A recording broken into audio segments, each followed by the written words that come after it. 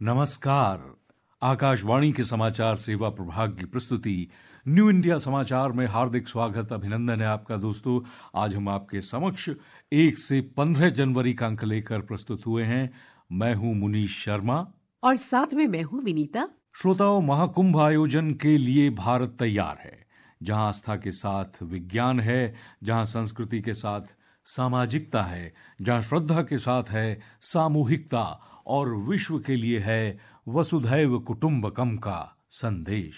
मानवता की अमूर्त सांस्कृतिक धरोहर के रूप में यूनेस्को से मान्यता प्राप्त महाकुंभ का आयोजन आस्था, आध्यात्मिकता और परंपरा का अद्भुत संगम है। प्रयागराज में 45 दिनों तक आस्था, अध्यात्म और विश्व की सबसे बड़ी शांतिपूर्ण सामूहिक एकत्रीकरण का उत्सव होने जा रहा है, जिसमें अनुमानित 45 करोड़ से ज्यादा श्रद्धालुओं के आने की संभावना है। ये गंगा, यमुना, सरस्वती, कावेरी, नर्मदा जैसी पवित्र नदियों का देश है। इन नदियों के प्रवाह की जो पवित्रता है, इन अनेकानेक तीर्थों का जो महत्व है, महात्म्य है, उनका संगम, उनका समुच्चय, उनका योग संयोग, उनका प्रभाव और उनका प्रताप, ये है प्रयाग। प्रत्येक 12 वर्ष पर होने वाले प्रयागराज के लिए, इस महाकुंभ के लिए भारत तैयार है और यही हमारे संघ की आवरण कथा बनी है। आस्था, विश्वास, सौहार्द एवं संस्कृतियों के मिलन का पर्व है कुंभ।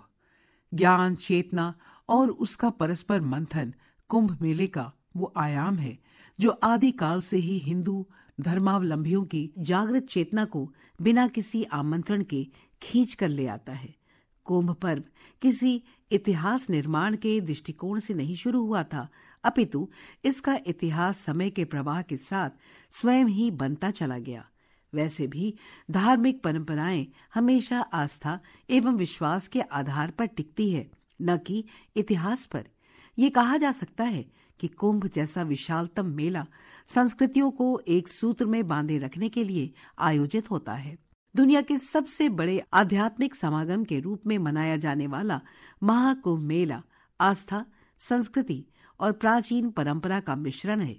हिंदू पौराणिक कथाओं में वर्णित ये पवित्र मेला इस साल 13 जनवरी से 26 फरवरी 2025 तक प्रयागराज में लगेगा।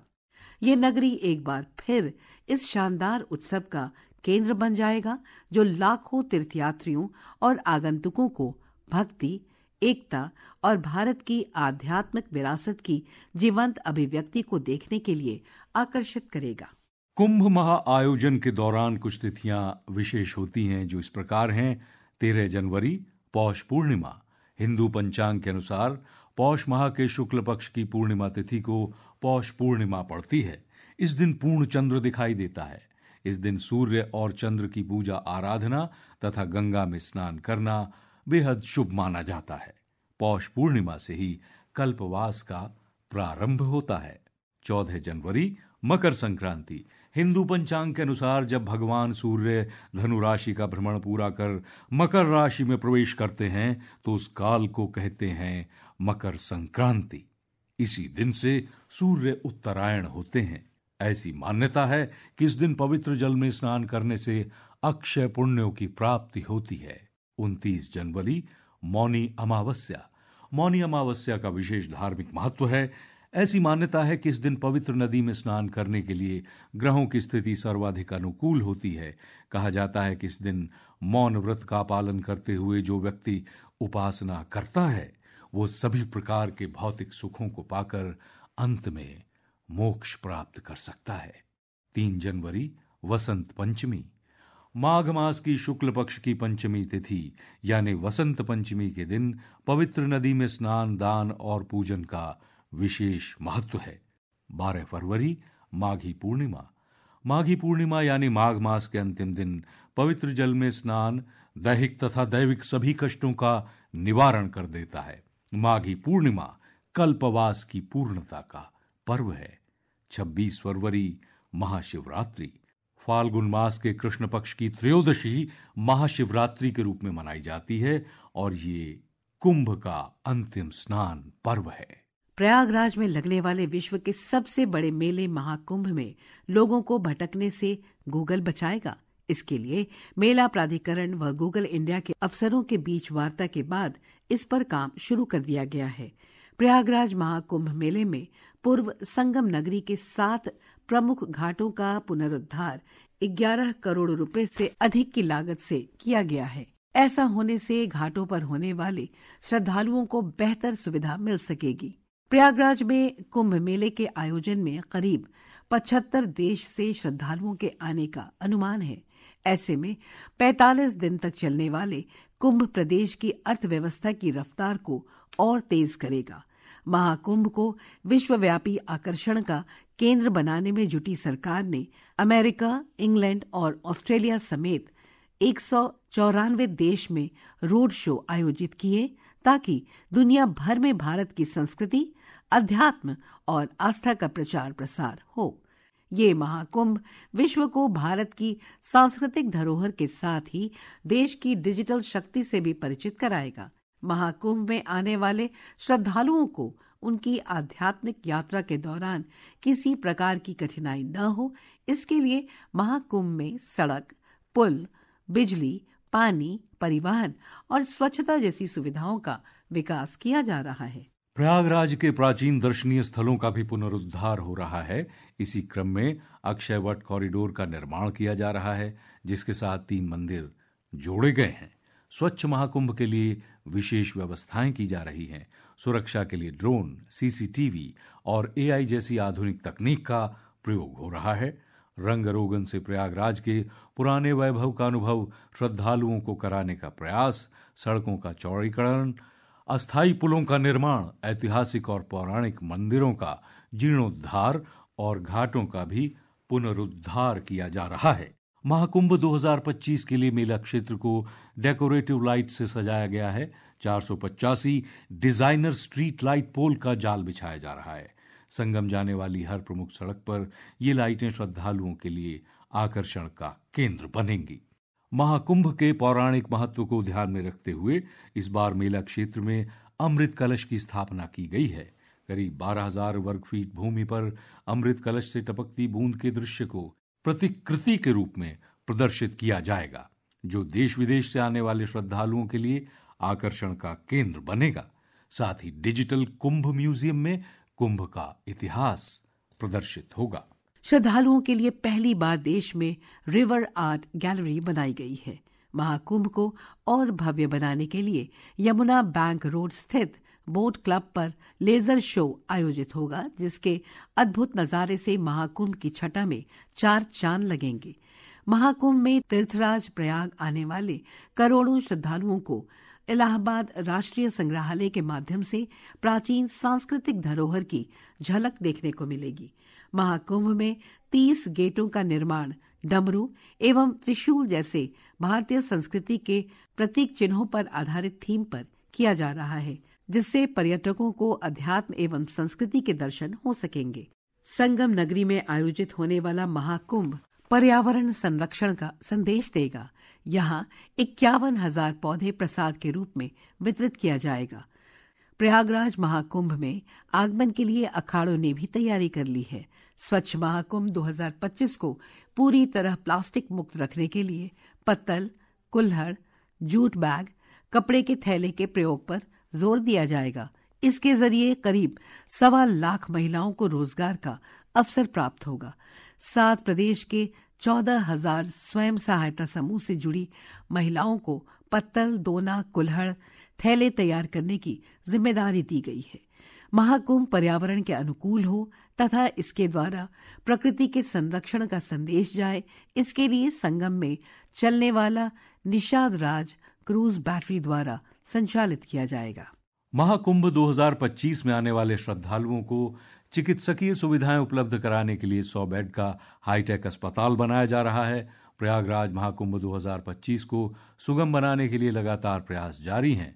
इस क्रम में महाकुंभ क्षेत्र में श्रद्धालु एवं स्नानार्थियों के लिए नेत्र कुंभ की स्थापना की जा रही है, जिसमें श्रद्धालुओं की मोतियाबिंद की सर्जरी के बाद चश्मे का वितरण किया जाएगा।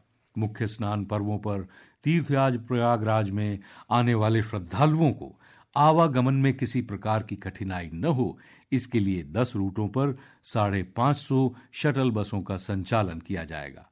महाकुंभ 2025 के मेला क्षेत्र में आने वाले श्रद्धालुओं के लिए निःशुल्क राशन की व्यवस्था है, ताकि कोई कल्पवासी बिना भोजन के न रहे। उत्तर प्रदेश सरकार महाकुंभ 2025 में एक जिला एक उत्पाद योजना को प्रमुखता से आगे बढ़ाने जा रही है। इस पहल के द्वारा हर जिले के विशेष उत्पाद और कारीगरों के हुनर को वैश्विक स्तर पर पहचान मिलेगी।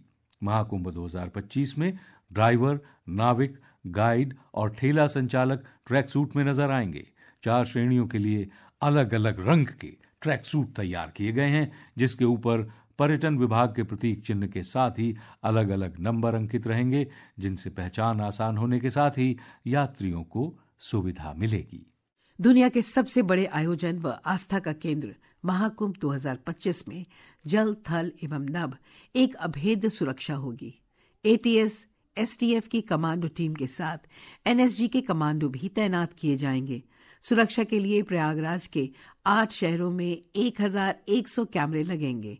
एआई बेस्ड 98 फेस रिकॉग्निशन कैमरे में संदिग्धों की पहचान होगी। मेला क्षेत्र में हर कोने पर एआई युक्त सीसीटीवी कैमरे, ड्रोन और मोबाइल टावर पर हाई रेजोल्यूशन कैमरे से पैनी नजर होगी।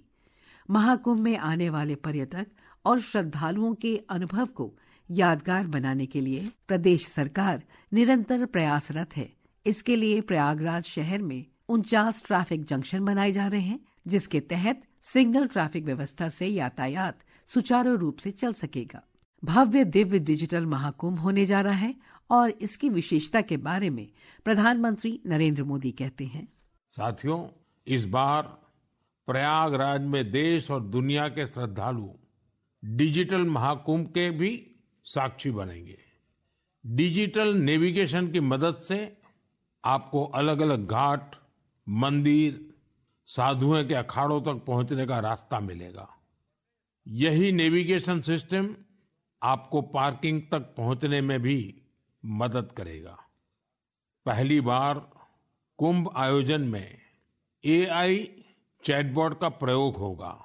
एआई चैटबॉट के माध्यम से 11 भारतीय भाषाओं में कुंभ से जुड़ी हर तरह की जानकारी हासिल की जा सकेगी। इस चैटबॉट से कोई भी टेक्स्ट टाइप करके या बोलकर किसी भी तरह की मदद मांग सकता है। पूरा मेला क्षेत्र को एआई पावर्ड कैमरा से कवर किया जा रहा है। कुंभ में अगर कोई अपने परिचित से बिछड़ जाएगा तो इन कैमरों से उन्हें खोजने में भी मदद मिलेगी। श्रद्धालुओं को digital lost and found centre की सुविधा भी मिलेगी। श्रद्धालुओं को मोबाइल पर गवर्नमेंट अप्रूव्ड टूर पैकेजेस, ठहरने की जगह और होम स्टे के बारे में भी जानकारी दी जाएगी। आप भी महाकुंभ में जाएं तो इन सुविधाओं का लाभ अवश्य उठाएं। और हाँ, #एकता का महाकुंभ के साथ अपनी सेल्फी जरूर अपलोड करिएगा। श्रोताओं, महाकुंभ मेले में 75 देशों से श्रद्धालुओं के आने का अनुमान है। मेले से प्रदेश की अर्थव्यवस्था की रफ्तार और तेज होगी। किसी बाहरी व्यवस्था की बजाय कुंभ मनुष्य के अंतर्मन की चेतना का नाम है। ये चेतना स्वतः जागृत होती है। यही चेतना भारत के कोने कोने से लोगों को संगम के तट तक खींच लाती है। श्रोताओं, समय की बाध्यता को ध्यान में रखते हुए आज बस इतना ही। इस पाक्षिक पत्रिका की हर प्रति newindiasamaachar.pib.gov.in वेबसाइट पर उपलब्ध है, जहां आप सभी समाचारों को विस्तार से पढ़ सकते हैं और चाहें तो आप उन्हें डाउनलोड भी कर सकते हैं। डिजिटल और प्रिंट में यह पत्रिका देश ही नहीं बल्कि विदेशों में भी अपनी एक अलग पहचान बना चुकी है। इसका एक्स हैंडल है NISPIB इंडिया। इसके अलावा आप हमें response-nis.pib.gov.in पर ईमेल के जरिए अपने सुझाव भी भेज सकते हैं। श्रोताओं, मैं हूं मुनीश शर्मा और मैं हूं विनीता ठाकुर। दीजिए आज्ञा। धन्यवाद।